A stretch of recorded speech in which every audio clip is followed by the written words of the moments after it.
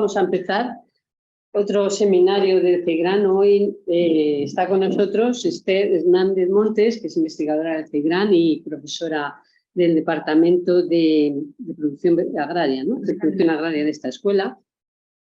Ella, bueno, es relativamente nueva, lleva 2 años, ¿no? No, empezó en septiembre. O sea, no llevo, fíjate.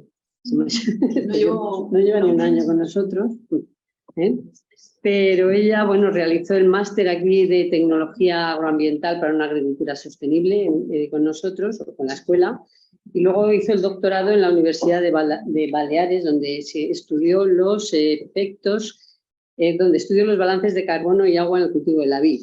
Después, en su experiencia postdoctoral que ha hecho en Bolonia, en la Universidad de Bolonia, en la Universidad de Washington y en la Universidad de las Islas Baleares, donde hizo el doctorado, pues ha estudiado el efecto del cambio climático en la fisiología de la planta y la maduración del fruto, enfocándose principalmente en los efectos del estrés hídrico y los eventos extremos de calor, aspectos que están de bastante actualidad ahora, ¿no?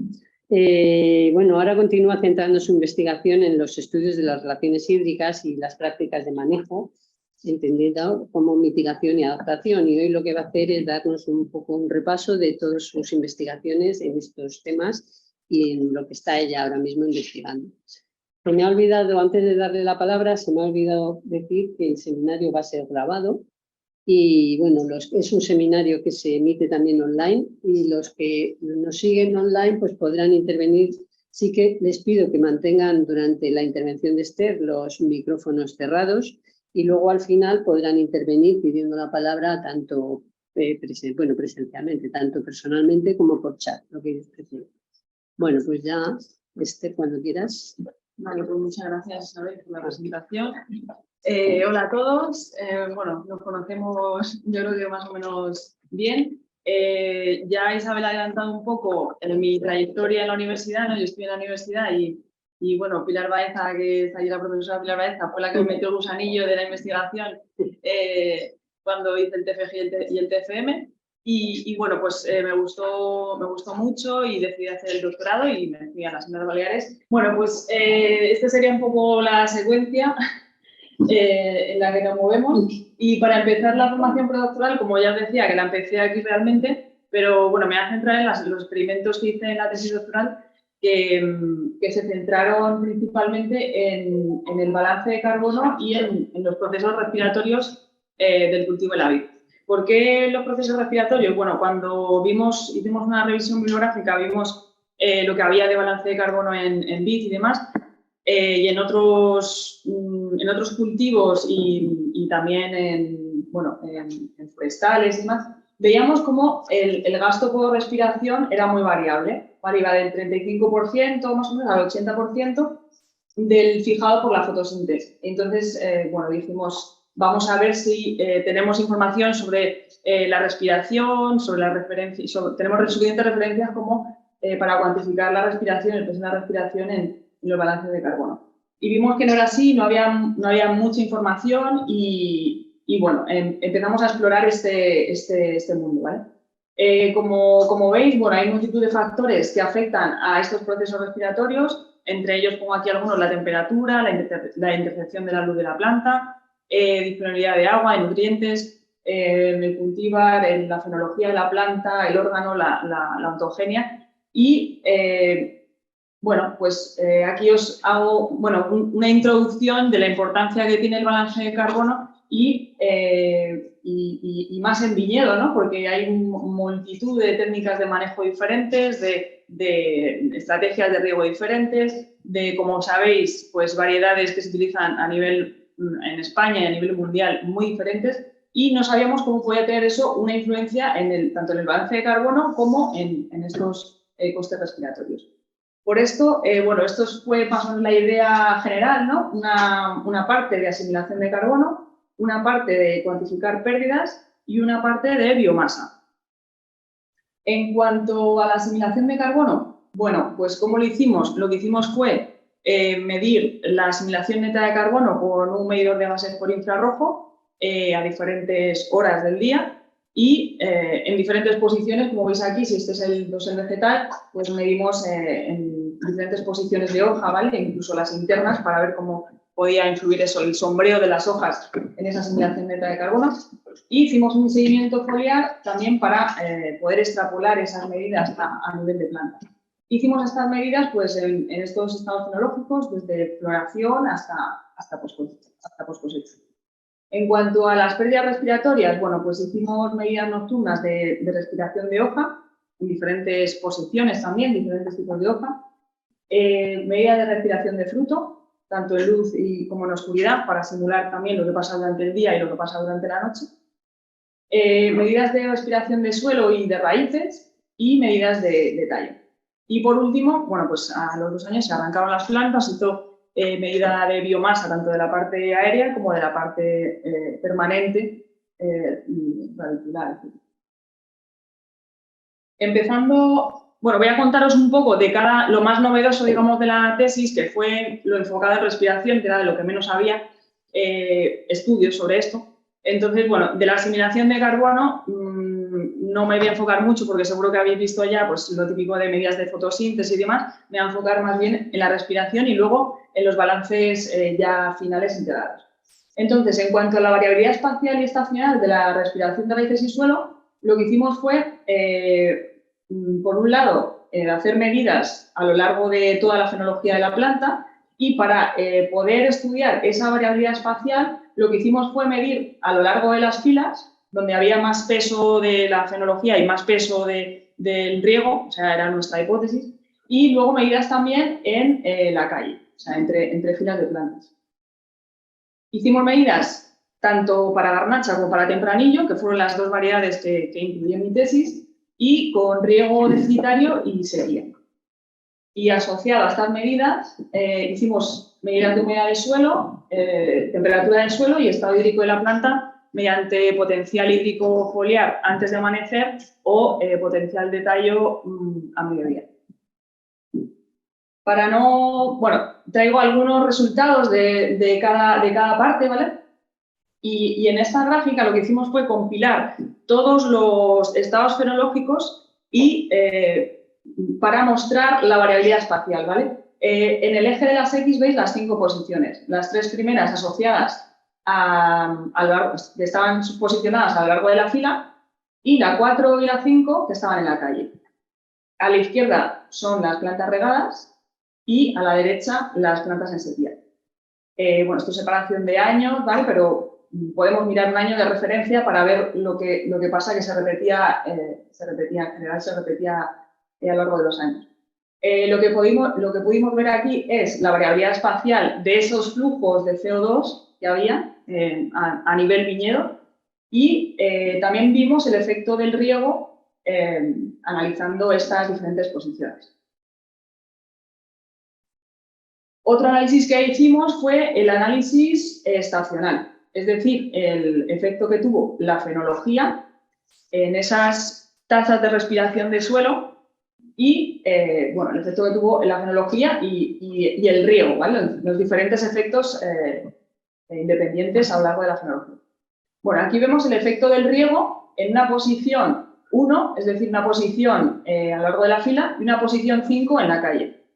Y vimos el efecto que tenían los pulsos de crecimiento de nuevas raíces, por ejemplo, en floración o, por ejemplo, aquí muy interesante, que ya habían descrito otros autores, el pulso de nuevas raíces después de vendimiar. Después de vendimiar se había descrito esto y pudimos corroborar también con un aumento de respiración de suelo en estos momentos, tanto en riego como en sequía. También vimos estudiamos el efecto de la variedad, que no fue significativo, y el efecto año, que tampoco fue significativo.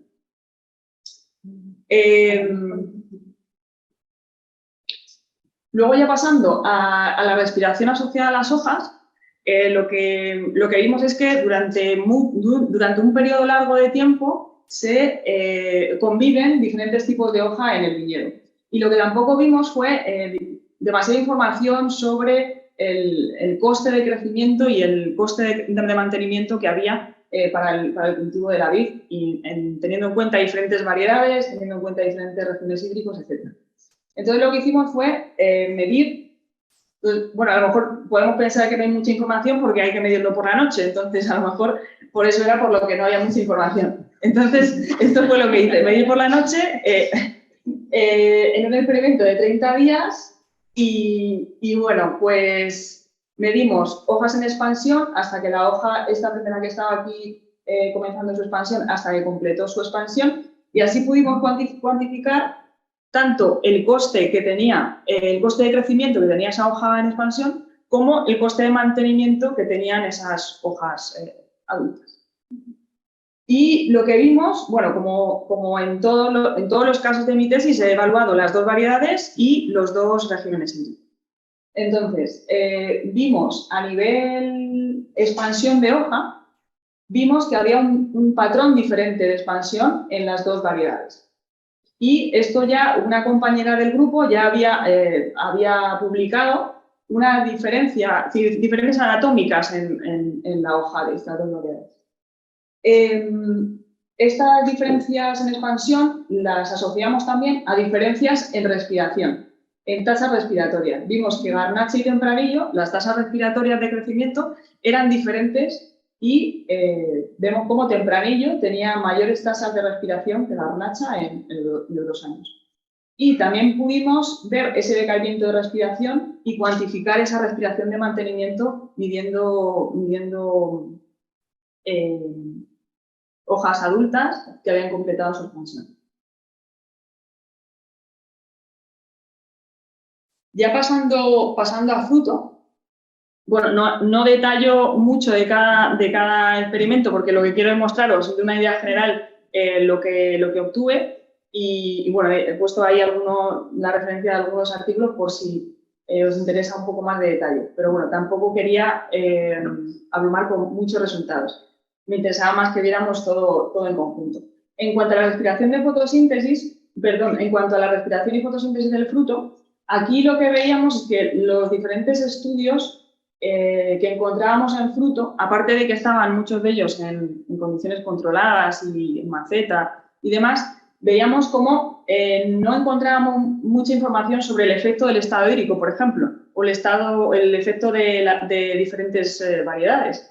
Entonces, algo que sí que sabíamos era que la respiración de fruto decae desde cuajado hasta que se completa la maduración. Sabíamos los diferentes cambios físicos y químicos que se asocian a estas etapas, pero no teníamos suficiente información sobre ni el peso de la fotosíntesis en condiciones de campo, ni, como decía, el efecto del estado hídrico y demás. Entonces, lo que hicimos fue desarrollar una cámara que también acoplábamos a este medidor de gases por infrarrojo, y lo interesante de esto es que eran medidas no destructivas. O sea, que manteníamos el racimo con sus raquis, vamos, que no lo cortábamos, y medíamos siempre los mismos racimos para ver la evolución de la respiración a lo largo del tiempo.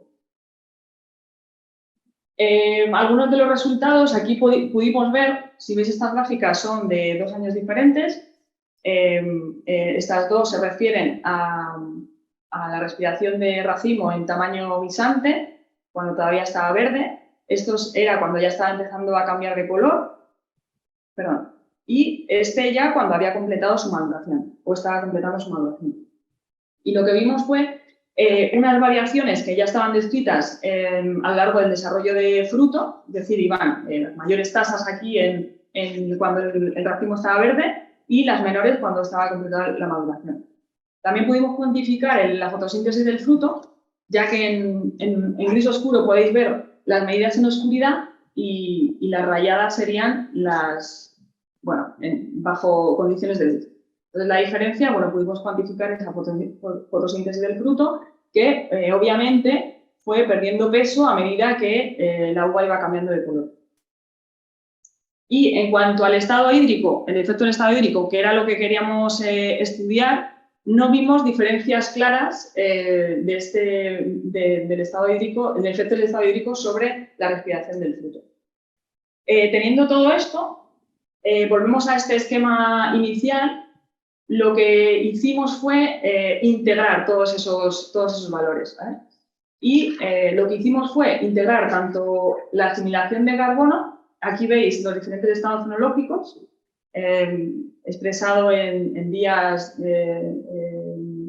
después de brotación. Y lo que hicimos fue, lo que os digo, integrar tanto la asimilación de carbono como los diferentes gastos respiratorios. Aquí veis en verde la asimilación de carbono neta, ¿vale? A nivel de hoja. Y aquí podéis ver plantas regadas y plantas en sequía. También encontramos algo interesante que creemos que puede ser interesante para la estimación de la respiración de raíz a nivel de parcela, por ejemplo, y es que la asimilación de carbono correlacionó bien con la respiración de raíz. Y es decir, que de una forma no destructiva podríamos estimar la respiración de raíz, tanto para plantas en sequía como para plantas en riego. Esto sería la medida de brotación, ya que bueno, aquí la asimilación de carbono es muy baja y el gasto de respiración de raíz por la producción de nuevas raíces es muy alta. Así a nivel resumen, pues bueno, cuantificamos el peso que tenía cada uno de los órganos en el balance de carbono, tanto a nivel asimilación como a nivel respiración, para obtener los gramos de carbono por año. Y asimismo la producción de biomasa por planta anual. Vale. Otra forma de calcular balances de carbono, bueno, pues también usamos cámaras de planta entera. Perdón, voy a...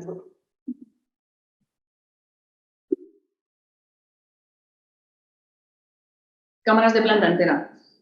Utilizamos esta tecnología, este modelo de cámaras del INTA de Mendoza, que bueno, nos ayudaron a instalar todo esto, a crear estas cámaras para poderlas instalar en el campo. Y la idea, para haceros un resumen, es bastante sencilla.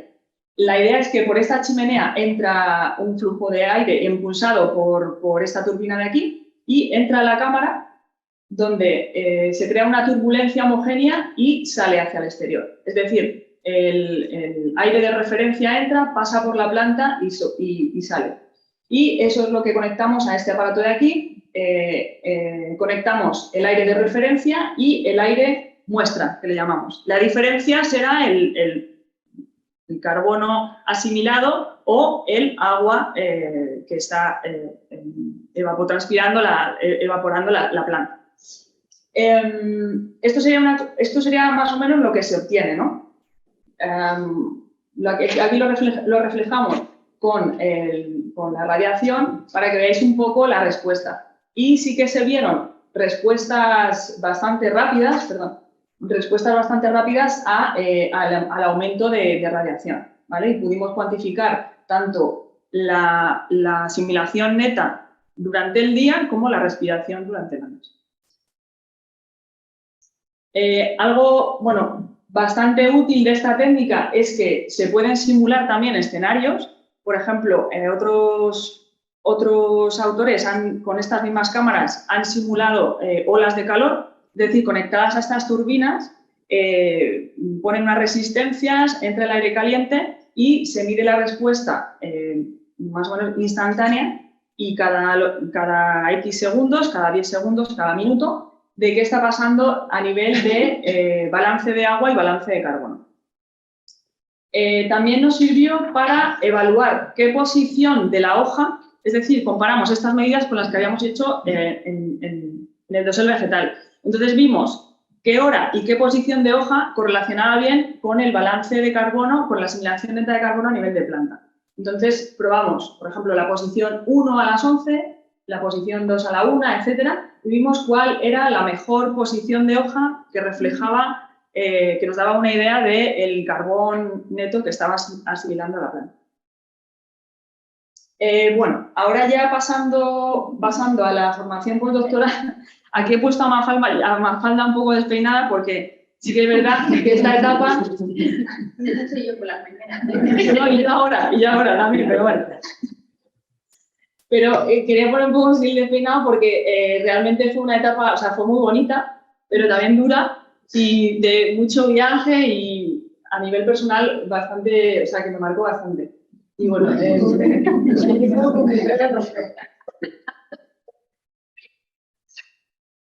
entonces, por aquí he elegido en mi estancia en postdoctoral en el estado de Washington, que también era una zona muy bonita, pero dura también. Estaba aquí en el interior. Creo que Pilar la conoce y seguro que alguno de vosotros también. Una zona agraria bastante potente en el interior del estado, que se llama el estado siempre verde, pero es mentira porque esto no era verde. Y era verde por el riego del río Columbia. Obviamente tenían muchísimo agua de riego y este era un poco el paisaje que podíais ver, ¿no? Colinas áridas, muy secas y luego mucho verde de, bueno, lúpulo, viña, manzano, una zona muy agraria y muy potente en este ámbito. Entonces yo estaba en el campus de Proser, es un campus chiquitito, pero bueno, tiene, sí, yo fui porque bueno, estaba de referencia el profesor Marcus Keller, que a nivel viña pues es muy, muy potente, digamos, muy interesante trabajar con él. Y estuve trabajando con él en este tema, en la combinación del estrés hídrico y el estrés por calor.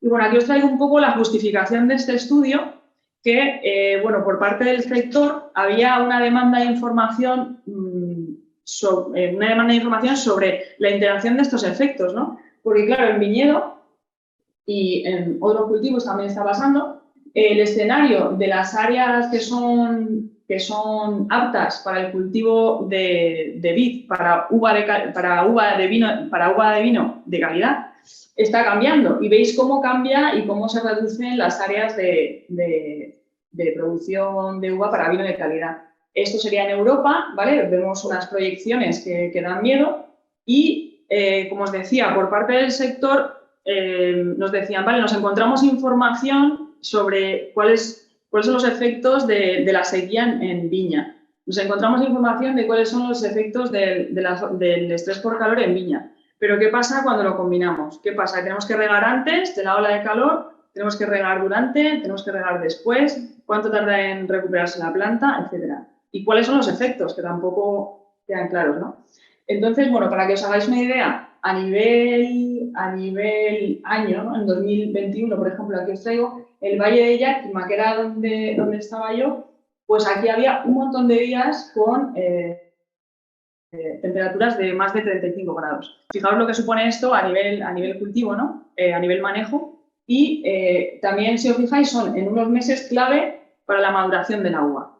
Es decir, que estamos en momentos en los que aquí, a finales de mayo, podemos estar en floración, aquí podemos estar bueno, en maduración, estamos en maduración en todo este proceso. Entonces, bueno, algo de referencia en Inca, que es una localidad de Mallorca, también hice el mismo cálculo y nos encontramos también con bastantes días. Entonces, nos planteamos hacer un experimento de estrés combinado en condiciones controladas. Estudiamos Cabernet Sauvignon y el Riesling porque eran las variedades que más se cultivaban allí y lo hicimos en 3 estados fenológicos diferentes. Estas serían un poco las cámaras que utilizábamos, las hacíamos, como tenían más de una, tenían 4 cámaras, lo hacíamos de forma simultánea. Entonces, lo que hicimos fue, durante los 10 años anteriores, hacer un análisis de temperaturas y elegimos esas temperaturas control que iban a fijar el tratamiento control para cada uno de los estados fenológicos. Y, bueno, esas fueron las temperaturas que fijamos antes. Y luego, cuando comenzamos a simular los periodos de estrés, teníamos 4 tratamientos. El que no tenía estrés, con un 30% de contenido de agua en el suelo. Estrés por calor, que lo que hicimos fue sumar 10 grados estas temperaturas que habíamos establecido. Estrés hídrico, reduciendo entre un 10 y un 15% el contenido de agua en el suelo. Y el efecto combinado de ambos. Lo hicimos durante 7 días y luego hicimos otro periodo de recuperación. Y durante el estrés y la recuperación, pues hicimos medidas de crecimiento vegetativo, de intercambio de gases, de composición de la uva, etc. Y es lo que os voy a explicar ahora un poquito y lo que os traigo ahora un poquito. No sé ni cómo voy de tiempo porque no me he traído... Vale. En cuanto a los resultados de intercambio de gases, aquí os traigo un poco un resumen y unas pequeñas pinceladas de lo más importante que encontramos. En floración, lo que vimos fue que las altas temperaturas incrementaron la fotosíntesis y la conductancia estomática. Y el efecto combinado de ambos, tanto de calor con estrés hídrico, incrementó la fotosíntesis solamente en la variedad Cabernet Sauvignon. ¿Vale? En pre-envero, antes de que comenzara el cambio de color, lo que vimos es que el calor redujo la fotosíntesis y la conductancia estomática en plantas tanto bien regadas como con estrés hídrico. Es decir, en este estado fenológico, el calor va a afectar, reguemos o no reguemos. En la etapa de envero, lo que vimos fue que el efecto combinado redujo la fotosíntesis y la conductancia estomática en los dos cultivares, ¿vale? Como vemos aquí. Pero, si os dais cuenta aquí, con el estrés únicamente no obtuvimos esa reducción. En cuanto a limitación de fotosíntesis durante estos periodos de estrés, bueno, lo que vimos, para no entrar en mucho más detalle, vimos que corroboramos lo que os había comentado anteriormente. Vimos que el rendimiento cuántico del fotosistema 2, independientemente del tratamiento de riego, se vio reducido. O sea, que las plantas bien regadas, las plantas bajo estrés, vieron reducido ese rendimiento. Sin embargo, en envero, otra vez corroboramos esto mismo, que únicamente las plantas que estaban bajo estrés hídrico fueron las que obtuvieron esta bajada.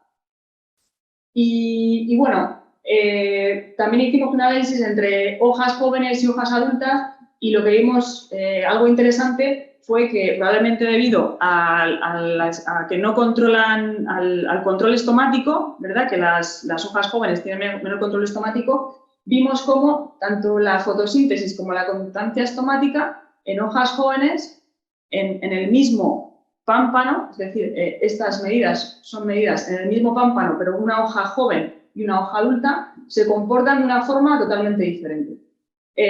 Aquí el control estomático hace que baje la fotosíntesis y la conductancia estomática y en el mismo pámpano, en las hojas jóvenes, pues lo contrario. ¿Cuánto tarda una planta en recuperar estos parámetros, ¿no? Estas bajadas de fotosíntesis? Bueno, ya vimos que el primer día que no tenía condiciones de estrés, la planta ya empezaba a recuperarse. Y vimos cómo en 4 o 5 días la planta ya se había recuperado, podemos decir, completamente. En cuanto al crecimiento vegetativo, aquí corroboramos lo que habían encontrado en otros estudios, que el crecimiento vegetativo estuvo asociado al estrés hídrico, ¿vale? En todos los casos, en todos los estados fenológicos. O sea, el crecimiento vegetativo liderado por el estrés hídrico, no por el estrés térmico. Y luego, bueno, ahondamos aquí en este experimento, como queríamos abarcar muchos aspectos, lo que hicimos fue colaborar con un laboratorio, curiosamente, con el laboratorio de Amit Dhingra, que estuvo curiosamente en el seminario anterior del CIGRAM, que, bueno, casualidades de la vida. Y con él y con otro grupo hicimos un poco, abarcamos la parte molecular de este experimento. Entonces, lo que vimos fue que tanto la prolina como el ABA, bueno, estudiamos el peso de la prolina y el ABA y genes asociados a tanto la prolina como el ABA, vimos qué peso tenían como marcadores de estos estreses, ¿vale? Tanto del estrés hídrico como el estrés por calor. Y vimos cómo este gen, la expresión de este gen, fue el más importante en cuanto a estos estrés. Luego, pasando a la composición del fruto, también evaluamos, después de cada periodo de estrés, evaluamos la calidad. Y lo que vimos fue que la calidad estaba dominada por la temperatura tanto en el periodo de estrés de pre-envero como en el de envero, que es este. Siempre la temperatura fue la que marcó esas diferencias en acidez, en pH, en sólidos subvegetales. Y aparte hicimos especial hincapié en los ácidos orgánicos porque la acidez tiene mucha importancia enológica y como sabemos que el ácido málico, la degradación de ácido málico está ligada a la temperatura, pues decidimos también hacer un estudio extra sobre los ácidos orgánicos. Y vimos también que la temperatura, obviamente, era la que marcaba la concentración de estos ácidos orgánicos y que también eran dependientes de la variedad, algo que también sabíamos.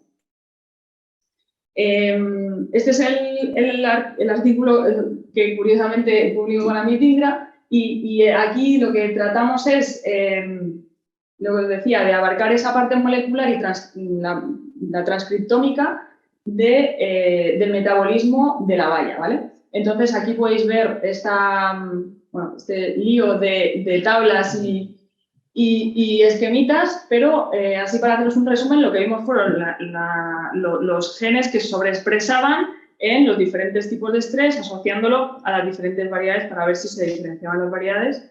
Y también hicimos ahí hincapié en determinados procesos metabólicos que nos interesaban, porque sabíamos que estaban ya por referencias, estaban influenciados por el estrés hídrico, por el estrés por calor. Y hicimos un estudio, ya os digo, transcriptómico de ello. Y ahora ya paso un poco vale, estos son los efectos que tenemos, ¿qué podemos hacer en campo? ¿No? ¿Qué técnicas de manejo podemos llevar a cabo para paliar esos efectos negativos en maduración, esos efectos negativos que podamos tener en fotosíntesis, etcétera? Bueno, pues lo que probamos fue una combinación de sombreos y manejo de riego, ¿vale? El sombreo lo hicimos de una forma, yo le digo natural, porque lo que hacíamos era simplemente soltar el hilo y dejar que sombreara los racimos, como puede ser un scroll o una cosa así.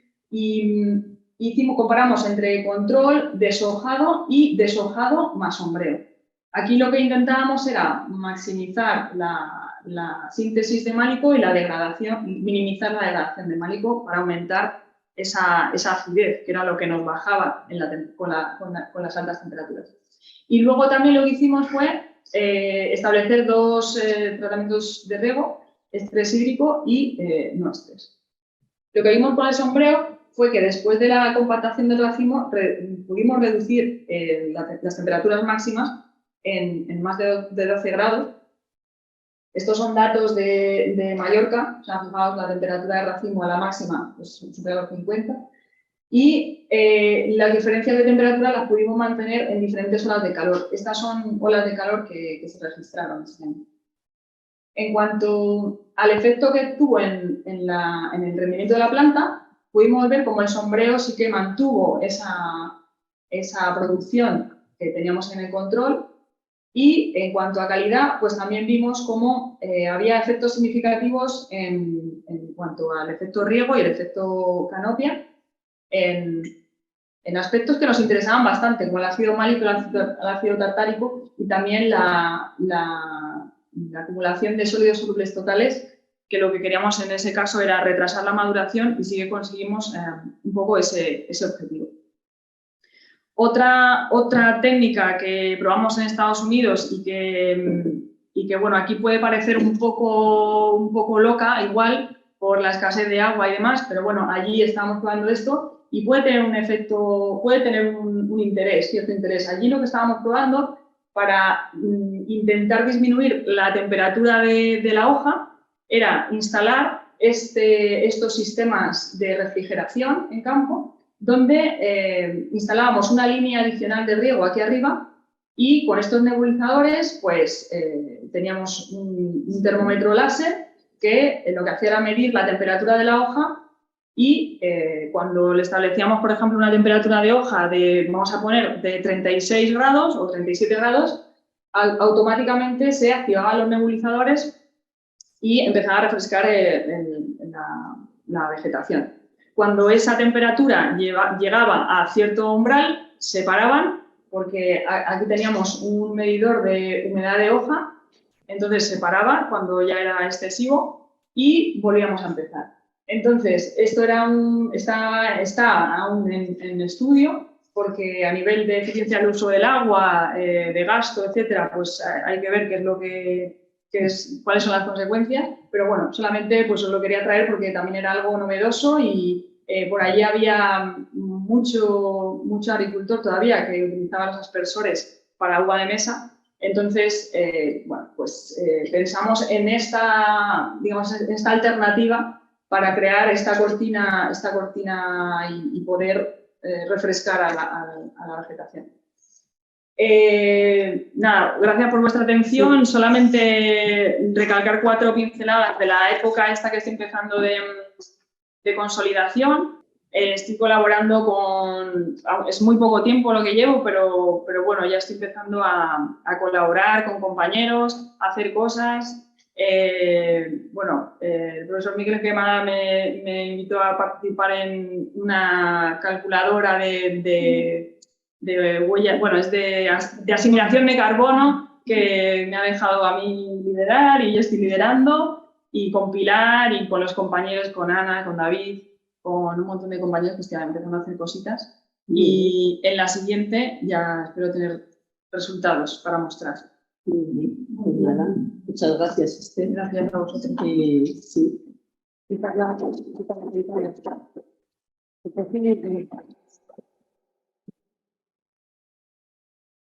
Bueno, pues si queréis, tenéis alguna pregunta, primero los presentes en la sala y luego daré la palabra a los participantes.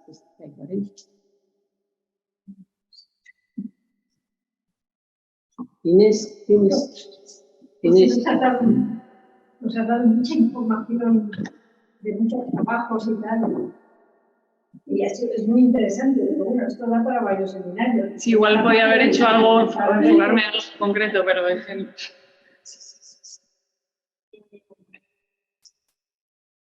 Entonces, sequía, yo creo que hay que mejor hablar de sin riego o secado. Se riega, es un término muy de meteorología, es cuando llueve por debajo de la media. Secano. Secano o sin riego, que en Gran Bretaña, mejor decir sin riego. Secano no sé si también. Y es que hay mucha información. Cuando hablabas de la tecnología al principio, respiración y tal, ¿cómo lo conectas eso con el agua? Porque no lo has puesto, pero ya no lo tienes. Sí, lo tengo. Cámara de fotos. La cámara de fotosíntesis, una curiosidad. Esas cámaras dan mucho trabajo porque tienes que mantener la temperatura de la interior adecuada, que se suele disparar, pero con el sistema que teníais era suficiente para que no elevara la temperatura. Lo sé porque las cámaras de fotosíntesis en olivar. Sí, de hecho montamos este modelo que al ser cilíndrico, porque en Valencia están utilizando unos que son como rectangulares y lo que se produciera condensación, o sea, al amanecer siempre había condensación dentro de la cámara y no había como un flujo homogéneo del aire dentro de la cámara. Entonces utilizamos que estaban utilizando los argentinos del INTA y en Mendoza y bueno, pues nos pareció, ellos habían hecho ya el test de dentro y fuera de la cámara, habían verificado que no había diferencia de temperatura y de hecho, o sea, nosotros lo medíamos dentro, tienes que meter un termopar dentro de la canopy y fuera para no modificarla. Sí, teníamos conectado el multiplexer con el datalogger de Decagon, el CR1000, y lo que hacía era pues enviar datos, o sea, teníamos 3 cámaras simultáneas, entonces cada 5 minutos o así pues iba cogiendo muestras de aire de cada cámara en tiempo complicado, un poco complicado. Y he visto que tenéis el suelo desnudo para respiración radical. Sí, no había cubierta. Sí. Las macetas. Yo soy muy escéptica con los ensayos en macetas. Yo sé que sirven para hacer un screening, ¿no? Pero con esos tamaños, las raíces confinadas envían señales de físico arriba. Eso lo sé porque los trabajos que hacíamos con déficit hídrico, el pacto de déficit hídrico, era uno de los problemas con las macetas, pero bueno, para screening, o sea... Sí, a ver, es que siempre hay, lo de trabajar con macetas siempre tiene limitaciones, porque... Y en fruto, por ejemplo, pues claro, estamos hablando de plantas si son de 2 o 3 años, que sí que tienen fruto, pero ¿hasta qué punto puedes extrapolar esos datos a campo, ¿no? Sí, o sea, lo que hemos visto luego lo hemos visto en campo, o sea, lo que hemos visto es coherente con lo que puedes encontrarte en campo. Lo que pasa es que para estudiar la interacción yo lo veo imposible. O sea, estudiar la interacción de altas temperaturas y estrés hídrico en campo es que no... Sí, pero la interacción, es decir, separar esos efectos a nivel estadístico es imposible. Bueno, imposible. También puedes enchufar ahí aire caliente o con estas cámaras y puedes hacerlo así, pero también ya estamos... claro, no es la misma que fuera. Entonces siempre hay ciertas limitaciones. Y estoy contigo que en maceta, o sea, soy consciente de las limitaciones, pero bueno, ya te digo, para estudiar esta interacción era... Sí, sobre todo para discriminar, o sea, para separar esos efectos. Se trabajan en Aerospace Experiment, a veces lo intentan a la ley. Claro, que es complicado. Y cuando hablas de la composición del fruto, hablas temperatura, coges Tmax, Tmin. En la gráfica es Tmax. En la gráfica que pongo, temperatura máxima de racimo. Sí. Y los asociáis con amplitud o lo que sea, eso ya es una curiosidad. Bueno, relacionarlo, o sea, no lo hemos relacionado, no hemos hecho una gráfica sino hemos evaluado. Claro, como teníamos 4 tratamientos, o sea, teníamos tratamiento control en todos los casos, lo que hemos hecho es compararlo con el control. Y por último, ya lo de los aspersores, al final, eso no lo han inventado ellos. En Lérida Ya. Se hacía hace la temporada del tiempo, allí tenían acceso a agua, lo que hacían era retrasar la fenología. En días de calor ponían en marcha los aspersores. Bueno, no, ¿pero aspersores o nebulizadores? Lo que tuvieran. Claro, es que con aspersores también lo hacían allí, pero la idea era un poco, digamos, tecnificarlo un poco, ¿no? O sea... Tú lo que haces es cambiar el balance de energía. Claro. Sí, pero la tipología del agua será muy diferente de una otra, ¿no? Claro, porque aquí estamos hablando que son pulsos que duran segundos. O sea, duran segundos, no... Y claro, eso pone cubiertas en la calle. Pero vamos. Como las terrazas. Las terrazas. Sí, pues igual. Pescadillo.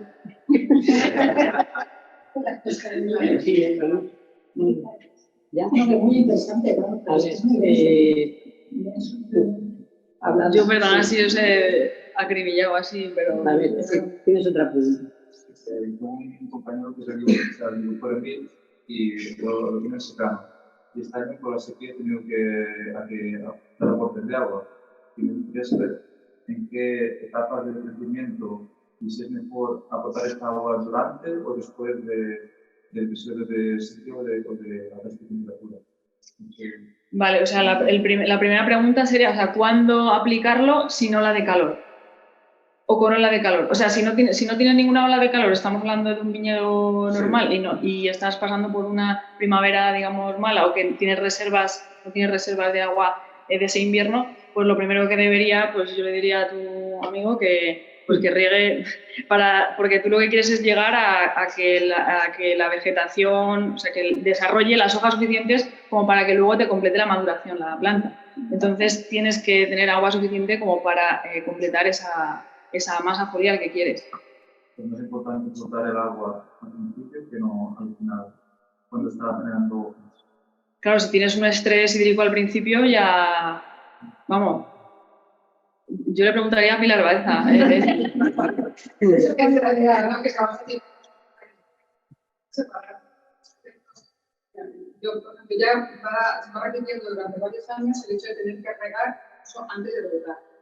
El sistema radicular comienza a afectar y es cuando te va a condicionar el desarrollo vegetativo. Entonces yo, por ejemplo, este año antes de brotar ya empecé a regar, pero no es la única. Entonces es fundamental porque para que haya multiplicación celular tiene que haber mucha agua en el suelo. Las células tienen que estar presentes. Para la fotosíntesis no es necesario. Entonces, si tú no has regado ahora es verdad que está lloviendo y tal, está lloviendo bien y tal, mejor que nada.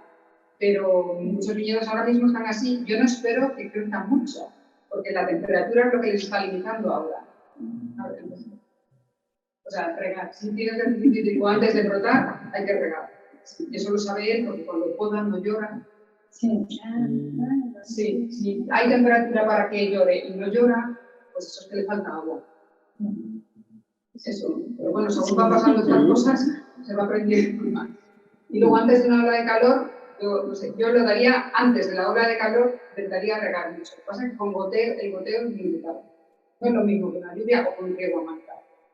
Claro, lo que vimos aquí, que no sé, claro, lo que habría, que creo que van a salir artículos de esto de gente también de Argentina que han hecho estos experimentos, porque claro, lo que vimos de que afectaba, o sea, el estado hídrico condicionaba en diferentes, o sea, durante una ola de calor, los efectos a nivel fisiológicos variaban mucho dependiendo del estado fenológico. O sea, si una planta estaba estresada hídricamente y venía la ola de calor, si estaba en envero no le afectaba tanto, pero si estaba en preenvero sí. Ahora, bueno, le afectaba mucho, pero quiero decir, ahora, me estoy liando, si está bien regada y estamos en preenvero, lo que vimos es que le afecta muchísimo, igualmente, aunque la riegues. Ahora, en envero, cuando ya hemos pasado ese momento, si la riegas, sí que estás paliando esos efectos. O sea, no tienes ni reducción de fotosíntesis ni reducción de conductancia estomática. Eso es lo que vimos, pero en maceta. Volvemos a lo mismo, ¿no? Habría que corroborarlo en campo. Yo tengo dos preguntas. Una, respecto a la técnica esta de los multiplicadores.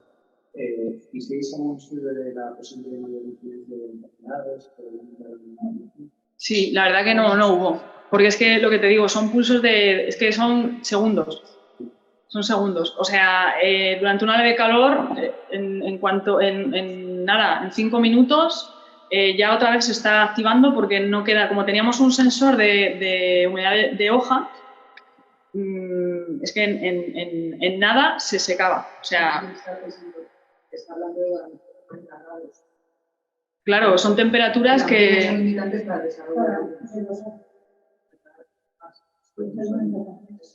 Sí, pero es que eso no duraba... La humedad en la hoja no duraba mucho. Ahí yo imagino que sí, ahí ya puedes tener problemas. Pero claro, como dice Pilar, si tienes unas temperaturas tan altas que el hongo no se va a desarrollar a esas temperaturas. Este ensayo de técnicas de cultivo de sojados que hace conclusión de gases. Tenéis un grupo de control sin sofado. Es que he visto ahí. Sí, igual iba un poco rápido. Pues, ¿la pongo? Sí. Comparto, ¿no? Sí.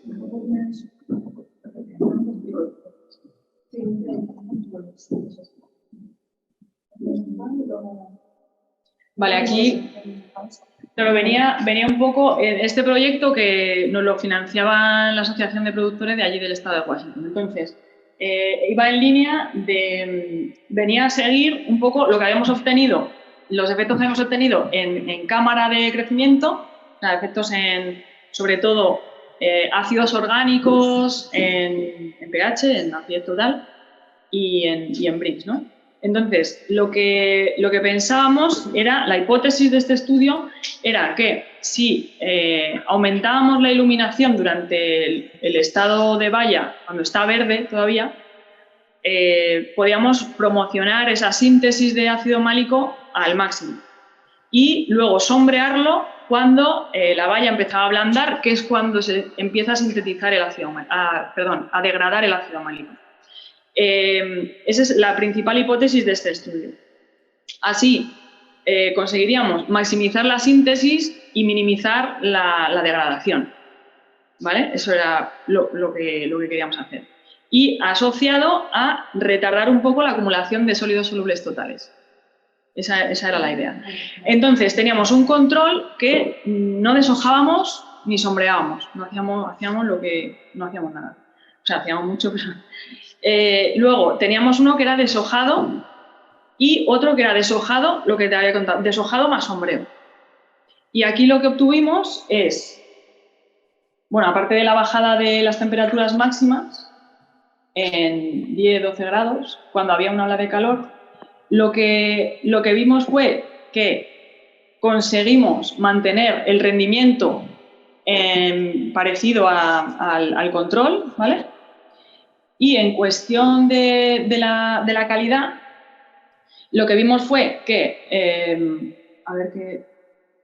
el efecto significativo del riego y de la canopy sobre el ácido málico y el ácido tartárico. Es decir, estábamos en unos niveles como el control, el de deshojado más sombreo, como el control, y en cuanto a Brix, habíamos conseguido retardar un poco esa acumulación de grados Brix, ¿vale? Aquí estos datos son de una variedad mallorquina, porque esto mismo lo hice en Mallorca, ¿vale? Y ya partimos de una acidez bajísima. Las variedades mallorquinas tienen una acidez bajísima, entonces no teníamos ese juego. De Riesling y Chardonnay no tengo ahora mismo yo los datos porque continuó el proyecto otra persona y no me han pasado los datos, pero lo empecé allí y lo continué en Mallorca y estos son datos de Mallorca. ¿Y tienes los datos de solo deshojados? Sí,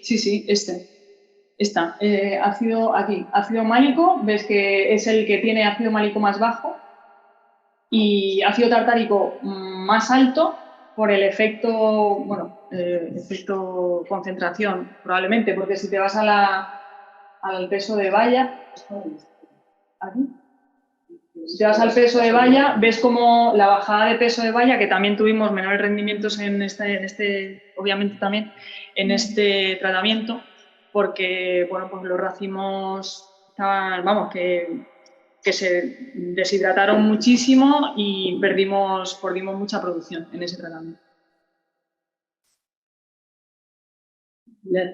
Sí, tengo dos preguntas. Una, cuando hablas de la respiración del suelo, tú asumes como que toda esa respiración es dentro del crecimiento radicular. Y no lo habéis separado, por ejemplo, del efecto que pueda tener la actividad microbiana en el suelo. No está separado. Sí, o sea, en el artículo sí que lo describimos y lo discutimos y tal, porque por eso también teníamos dos tipos de zonas. O sea, las zonas que tienen un componente autótrofo más fuerte y las zonas que tienen un componente heterótrofo. ¿Qué pasa? Que que hay artículos que ya diferencian, pues haciendo el Grilling lo que hacen es el anillado para quitar el efecto de la raíz en ese experimento, o hacen, no me sale, pasan una cuchilla, sí, una poda de raíces y demás, para poder separar esos dos componentes. En el artículo lo llevamos por ese análisis espacial. Nos ayudó a hacer esa discusión sobre ese tema. Lo que pasa es que, bueno, aquí no lo he hecho porque eran como muchas cosas, pero sí que lo tuvimos en cuenta. La segunda cosa que me llama la atención es que en el racimo va disminuyendo la respiración desde floración y me extraña, o sea, que no sé muy bien si son esos los momentos exactamente los que me disteis o fue más tarde, porque debería aumentar al principio cuando aumenta la multiplicación celular. O sea, desde cuajado hasta final de fase 1 debería aumentar la respiración, ¿no? Claro, como siempre lo expresamos por peso seco o peso fresco, por peso seco, al final las tasas respiratorias son bajas en comparativa. ¿Vale? O sea, siempre la respiración lo expresamos o bien en peso seco o peso fresco. Normalmente en peso seco, es lo que vas a encontrar en casi todas las publicaciones. y las que relacionan con el contenido de nitrógeno, por ejemplo en hoja o en racimo, etcétera, siempre lo expresan por peso seco. Entonces yo entiendo que por ahí va, a lo mejor si no lo hiciéramos por peso seco, a lo mejor daban unas tasas, pero claro, tampoco, no sé si tiene sentido. No sé si debería subir. Luego bajar. Depende, a lo mejor ya lo cogiste, pero bueno, hay una foto, pues todos soportan. ¿Lo cogiste justo en floración? No, o sea, las medidas que hice aquí fueron en tamaño guisante. Ah, vale, entonces ya me cuadra. Vale. Ahí. O sea, los resultados que yo mostré son estos, los de tamaño guisante. No, pero en la gráfica de antes. En la gráfica sí.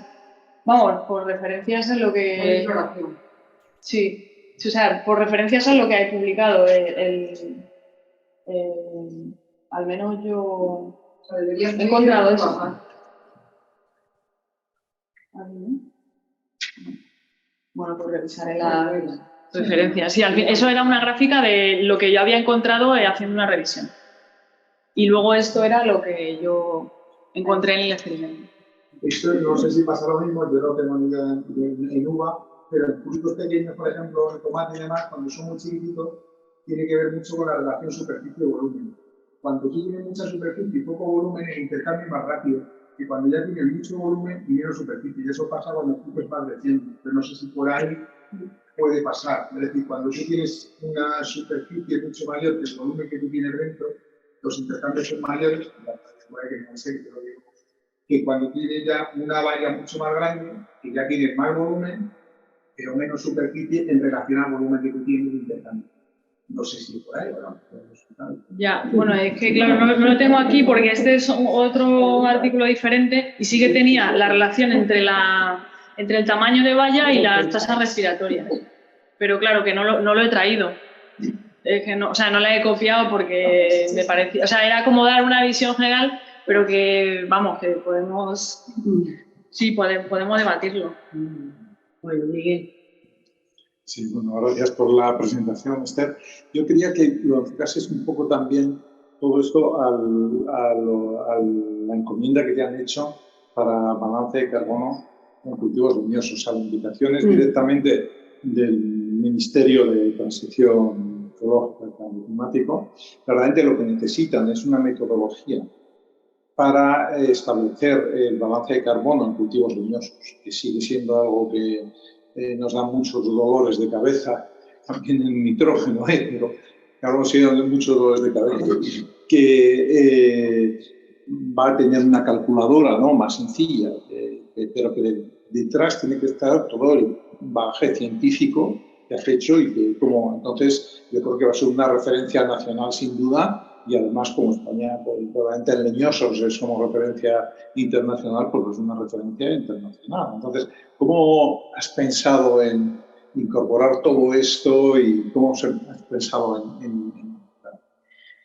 Pues, la verdad, sí, me metí en esto y sí, o sea, la verdad que es un reto. Un reto grande. Pero a ver, mi idea es, basando en referencias ya publicadas, ¿no? Como ya hemos visto, pues si en viñedo hemos visto que hay diferencias entre diferentes cultivares, pues ya no nos imaginamos entre diferentes especies de frutales, ¿no? Entre diferentes especies leñosas. Pues yo creo que vamos a tener que meter muchos parámetros, o sea, de manejo, pues de riego, de marco de plantación, de cubiertas, del vigor de la planta, un montón de factores que tengo que poner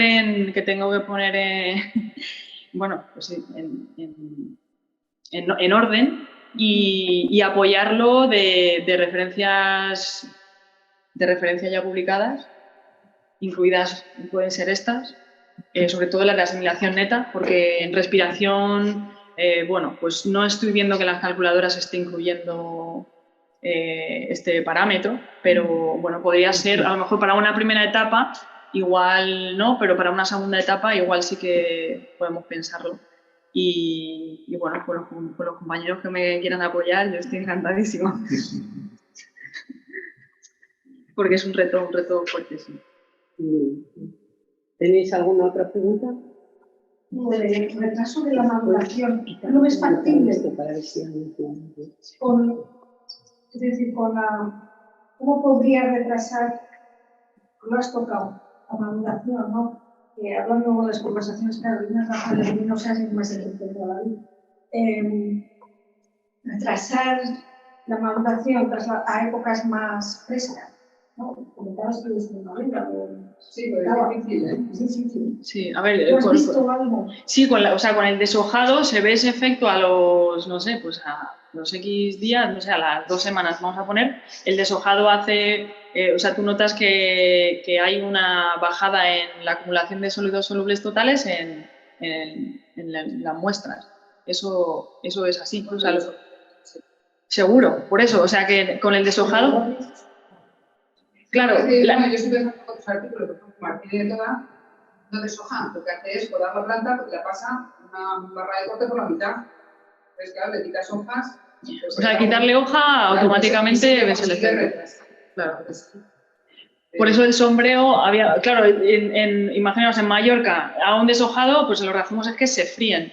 Es que se fríen. Entonces el sombreo, claro, entonces el sombreo después de, o sea, cuando empiezan las temperaturas altas y sobre todo nos interesa cuando empieza a ablandar la valla, que es cuando empieza a degradar el málico, es cuando nos interesa sombrear, bajar esa temperatura, intentar preservar ese retraso en la maduración. Ya os digo, ese era el objetivo y difícil en variedades mallorquinas, difícil porque había poco fuego. Bueno, pues alguien que estáis siguiendo el seminario online quiere hacer alguna pregunta.